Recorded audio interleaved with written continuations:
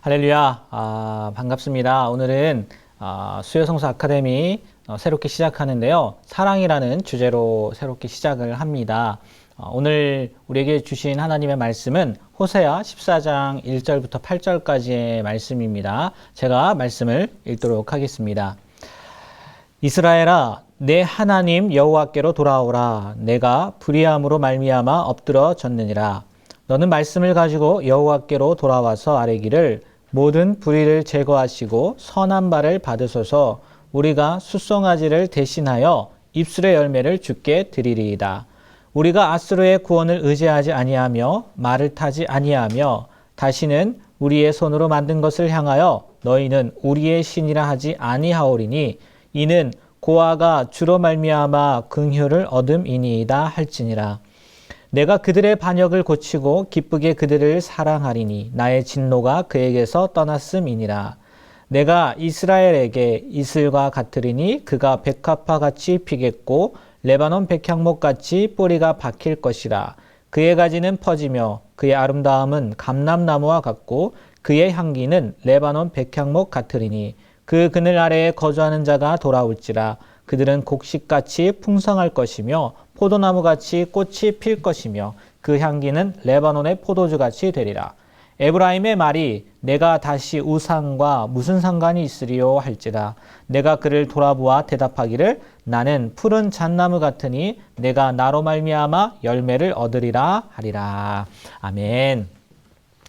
오늘 호세아 선지자를 통해 들려주시는 하나님의 말씀은 우상을 숭배하고 하나님보다 아수르를 의지하는 북이스라엘에게 여호와 하나님께로 돌아오라는 것입니다.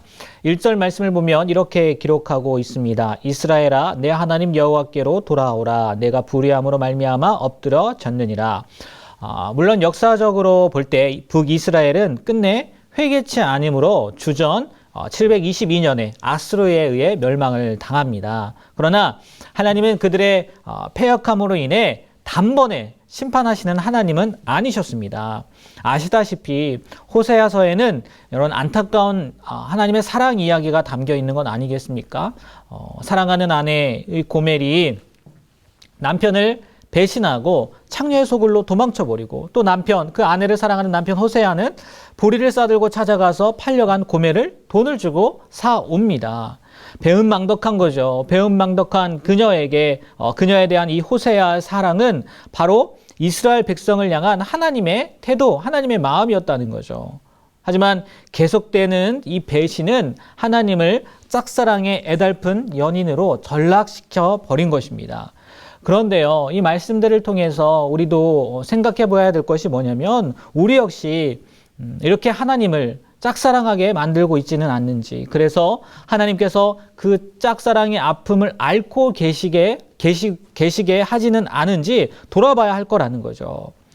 선지자 호세아는 그 같은 고통을 이 가정 안에서 겪으면서 하나님의 영적 신부인 이스라엘이 얼마나 영적인 남편인 하나님의 품을 떠나 우상을 숭배하고 또 영적인 간음을 하고 있는지를 생생하게 선포하고 있습니다. 그리고 이스라엘을 향한 하나님의 사랑이 얼마나 큰지 그 끝없는 하나님의 사랑과 용서와 자비와 회복의 은혜를 선포합니다.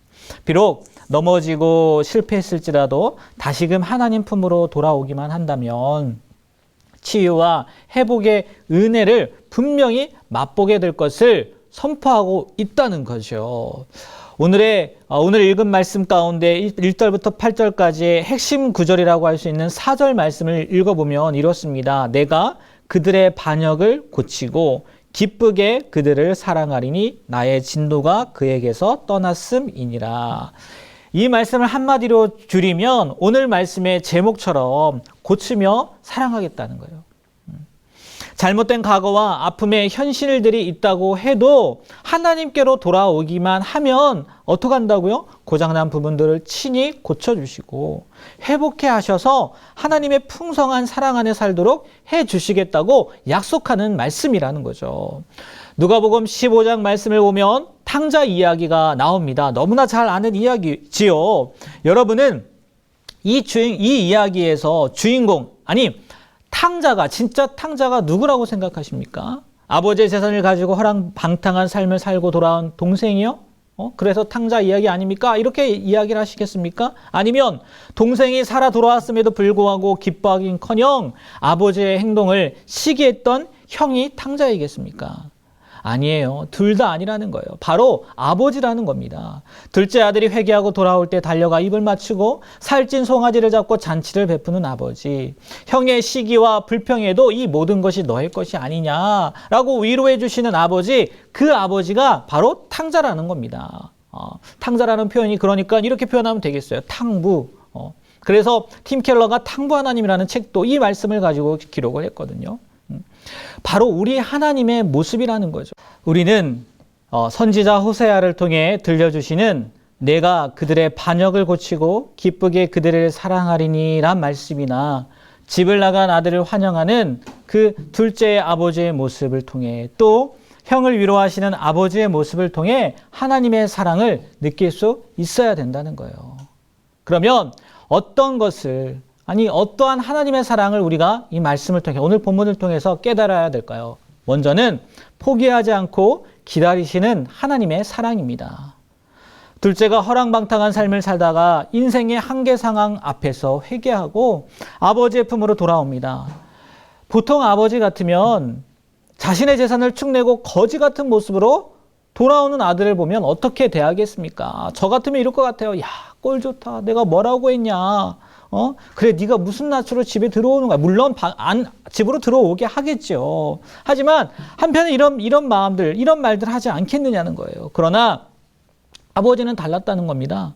언제나 집을 나간 자식이 돌아오든지 틈틈이 집에서도요, 먼 곳을 주시했습니다. 어떻게 알 수 있어요? 누가복음 15장 20절을 보면 이런 말씀이 나오거든요. 이에 일어나서 아버지께로 돌아가니라. 탕자가 돌아오고 있습니다. 둘째가 돌아오고 있습니다. 아직도 거리가 먼데 아버지가 그를 보고 측은히 여겨 달려가 목을 안고 입을 맞추니. 거리가 멀었는데도 아버지가 발견했다는 얘기예요. 뭐 우연히 그 자리에 나와서 그 시간에 아들을 받겠습니까? 아니잖아요. 이 말씀을 보면 아버지가 탕자를 매일같이 기다렸다는 사실을 짐작한다는 거죠.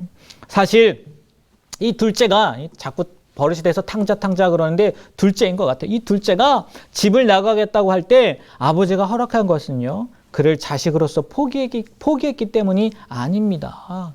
여러 가지 이유가 있을 수 있겠지만 마음 한켠에는 이런 마음 있지 않았겠습니까? 이렇게 해서라도 혹 이 아들이 친정한 아들로 바뀐다면 얼마나 좋을까 하는 기대하는 마음이었을 거라는 거예요. 설마니 이 아버지가 그래, 너 어디 한번 이 세상에 얼마나 먼지 고생이나 한번 하고 와봐라. 그 마음에 보냈겠느냐는 거예요. 그 아들이 바로 세워지기만 한다면 자신의 재산이 사라져 간다 한들 그런 희생이 있다 한들 기쁨으로 감수할 수 있는 아버지의 마음이었을 거라는 거죠. 그래서 때론 하나님께서는요, 우리에게 은혜로 주신 그 인생의 박넝쿨을 사라지게 하면서까지도 하나님의 자녀들을 인생의 폭풍 가운데 있도록 또 허락하시기도 한다는 거예요. 여러분, 오늘도 성령님이 말할 수 없는 탄식으로 인생의 곁길로 가는 우리를 위해 간구하고 계심을 믿으십니까? 여기에는요, 우리를 포기하지 않고 기다리시는 하나님 아버지의 사랑이 있다는 거예요.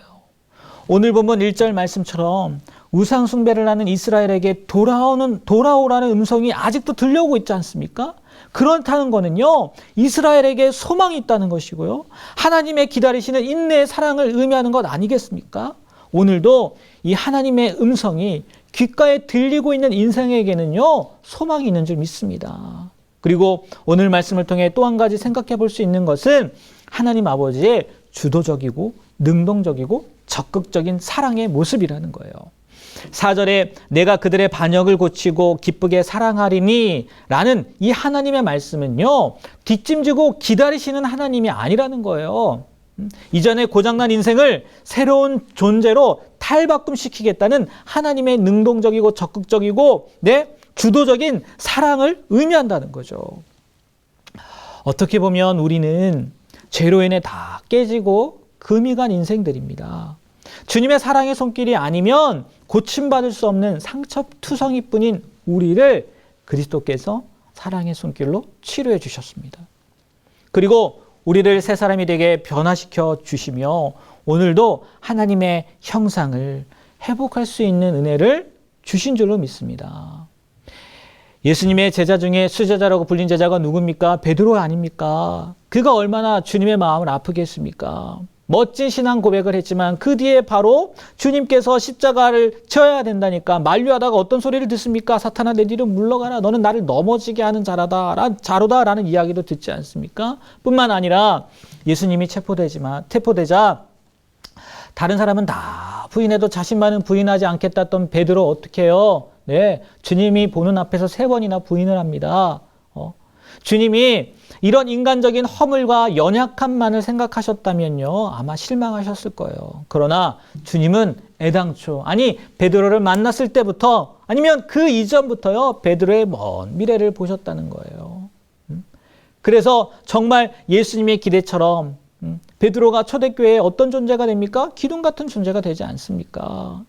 끝없이 사람들을 고쳐가시며 빚어가시는 이 하나님의 주도적이고 능동적이고 적극적인 사랑은 연약한 자를 강한 자로 만드시고 무능한 자를 능력의 사람으로 세우셨다는 겁니다. 신학자 칼 바르트는 이렇게 말합니다. 하나님은 사랑의 대상을 찾아 헤매시는 분이 아니다. 사랑의 대상을 창조하시며 사랑하신다. 말이 좀 어렵지 않습니까? 쉽게요, 이렇게 표현을 해놨어요. 하나님은 사랑할 만한 자를 찾아서 그런 사람만 골라 사랑하는 분이 아니라 사랑할 수 없는 자를 사랑할 만한 자로 만들어 가시면서 사랑하신다라는 말이라는 거예요. 심지어 원수 같은 자라도 말입니다. 하나님은 오래전부터요, 이런 재활용의 은혜를 아시는 분이었고 그 재활용의 은혜를 베푸시는 분이었어요. 완전히 폐기 처분될 수밖에 없는 이 버림받은 인생들을 말씀과 성령의 은혜로 수술하셔서 주님의 영광을 드러내는 의의 병기로 새롭게 고쳐 쓰시는 재활용의 은혜와 사랑을 누리게 해주시는 분, 그분이 누구라고요? 하나님이라는 거예요. 이것이 오늘 말씀을 통해 보여주시는 하나님께서 우리를 사랑하시는 모습이라는 거예요. 아울러 한 가지만 더 말씀드리면 회개하고 돌아오는 자를 고치며 기쁘게 사랑하시는 하나님께서 5절에서 8절까지 이런 말씀을 하십니다. 내가 이스라엘에게 이슬과 같으리니 그가 백합화같이 피겠고 레바논 백향목같이 뿌리가 박힐 것이라. 그의 가지는 퍼지며 그의 아름다움은 감람나무와 같고 그의 향기는 레바논 백향목 같으리니 그 그늘 아래에 거주하는 자가 돌아올지라. 그들은 곡식같이 풍성할 것이며 포도나무같이 꽃이 필 것이며 그 향기는 레바논의 포도주같이 되리라. 에브라임의 말이 내가 다시 우상과 무슨 상관이 있으리요 할지라. 내가 그를 돌아보아 대답하기를 나는 푸른 잣나무 같으니 네가 나로 말미암아 열매를 얻으리라 하리라. 회개하고 돌아오는 자를 고치면서요, 또 기쁘게 사랑하시는 하나님께서 그들에게 뭐 하겠다는 거예요? 먼저는요, 이슬과 같은 은혜를 주시겠다는 거예요. 하늘에서 내리는 이슬이 죽어가는 초목을 소생시키듯이 하나님은 은총을 주셔서 영적으로 메마른 이스라엘 공동체에 생기를 불어넣어 주시겠다는 겁니다. 또한 백합화같이 피겠고 감람나무와 같고 레바논 백향목 같겠고 푸른 잣나무 같겠다는 것은 울창한 나무의 그늘 아래서 많은 사람들이 쉬듯이 이스라엘의 번성함으로 말미암아 만민이 안식을 누리리라고 예언해 주셨다는 겁니다. 이는 마치 탕자가 둘째 아들이 돌아왔을 때 살찐 송아지를 잡고 가락지를 끼우고 흰옷을 입히고 새로운 신발을 신기는 그 축복을 받듯이 아버지의 집안에 주어져 있는 약속된 축복들을 보장받을 수 있음을 의미한다는 겁니다. 따라서요, 이같이 하나님이 주시는 축복은요, 이 축복, 우리가 받는 축복에는요, 이 말씀을 통해서 알 수 있는 게 뭐냐면 단 하나의 조건이 있다는 거예요. 뭐냐? 모든 우상과 제약에서 벗어나 하나님의 품 안에서 온전하게 살아갈 때라는 거예요. 더 구체적으로요, 14장 2절 이하에 있는 말씀처럼 말씀에 입각한 회개를 요청하신다는 거예요. 뭐라고 나와 있냐? 너는 말씀을 가지고 여호와께로 돌아와서 아뢰기를 모든 불의를 제거하시고 선한 바를 받으소서. 우리가 숫송아지를 대신하여 입술의 열매를 주께 드리리이다. 자기 기준과 생각에 맞춘 회개가 아니라 하나님의 말씀의 거울에 비추어 하나님의 말씀이 기준이 되고 방법이 된 회개를 의미한다는 겁니다. 그리고 조금 전에 읽은 2절 끝에 이런 말씀도 있지 않습니까? 우리가 숫송아지를 대신하여 입술의 열매를 주께 드리리이다. 이 마음에서 우러나오는 진정한 회개와 고백이 없는 재물은요, 가치가 없다는 거예요. 감상적인 회개, 습관적인 회개, 거짓된 회개가 아니라 영혼의 뿌리까지 이르는 마음과 삶의 돌이킴이 있는 회개가 있어야 된다는 겁니다. 즉, 우리가 아스로의 구원을 의지하지 아니하며 말을 타지 아니하며 다시는 우리의 손으로 만든 것을 향하여 너희는 우리의 신이라 하지 아니하오려니 이는 고아가 주로 말미암아 긍휼을 얻음이니이다 할지라. 이게 3절 말씀이거든요. 이 말씀은요, 더 이상 외세나 우상을 의지하지 않고 자비와 긍휼이 풍성하신 누구만요? 하나님만 의지하겠다고 고백하는 구체적인 결단의 회개가 있어야 된다라는 것을 보여준다는 거죠. 하나님은요, 포기하지 않으시고요, 주도적으로, 강건적으로, 능동적으로 우리를 고치며 바꾸신다고요. 하나님의 사랑이 그렇다고요. 그런데요, 그 사랑으로 말미암아 우리가 복을 누릴 수 있게 되는데 그 전에 조건이 있다면 뭐라고요? 우리가 철저한 회개, 하나님 앞에 진실된 회개, 철저히 내려놓는 그런 회개가 있어야 된다는 거예요. 오늘날도 마찬가지 아니겠습니까? 그리스도에게 전적으로, 예수님께 전적으로 위임하고 주님 앞에 항복하고 돌아오는 사람만이 우리에게 있는 상처 치료받고요, 모든 싸움에서 승리를 거둘 수 있다는 거예요.